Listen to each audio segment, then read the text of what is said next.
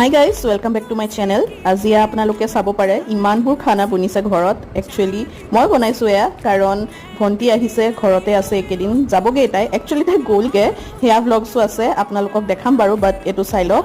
তো তাই থকাৰ কাৰণে মই ইমানখিনি বনাইছিলোঁ। একচুৱেলি বহুত দিনৰ আগৰ পৰাই মই বনাম ভাবি আছিলোঁ, তাই অহাৰ পৰাই, কিন্তু সময় মিলা নাছিলে। গতিকে এতিয়া যাবৰে হ'ল বোলো, বনাই দিয়াই ভাল, জল্দি নহ'লে বনোৱাই নহ'ব, সেই বুলিয়ে বনালোঁ। আৰু মাক বাঢ়িবলৈ লগাই দিছোঁ, মায়ে বাঢ়িছে। একচুৱেলি বনোৱা মেলাততো মোৰ হাতখন ঠিকে আছে আৰু মই ভালো পাওঁ বনাই পেলাই, কিন্তু বাঢ়িবৰ সময়তহে বহুত মোৰ মানে চিন্তা কৰোঁতেই বহুত সময় গুচি যায়। মই বিৰাট বেয়া পাওঁ খানা বাঢ়িবলৈ। যি নহওক, এয়া আপোনালোকে চাব পাৰে কি বনাইছিলোঁ: লুচি, পোলাও, ঘুগুনি আৰু পায়স। কিন্তু পায়সটো মায়েই বনাইছে, মই পায়সটো বনোৱা নাই, বাকীখিনি বাৰু ময়ে বনাইছোঁ। আৰু এতিয়া আপোনালোকে চাব, সকলোৱে শলাগিছে বাৰু ধুনীয়া হৈছে বুলি, কিন্তু মই একদম জোৰ কৰি চবকে কেমেৰাত কৈ আছোঁ যে তোমালোকে এনেই ক'লে নহ'ব, কেমেৰাত চাই পেলাই কোৱা, চবকে বুজাই পেলাই যে সঁচাকৈ ধুনীয়া হৈছে। ইয়াৰ লগতে আজিৰ ভ্লগটো ইয়াতে সামৰিছোঁ। লগ পাই আছোঁ পুনৰ এটা নতুন ভিডিঅ' লৈ।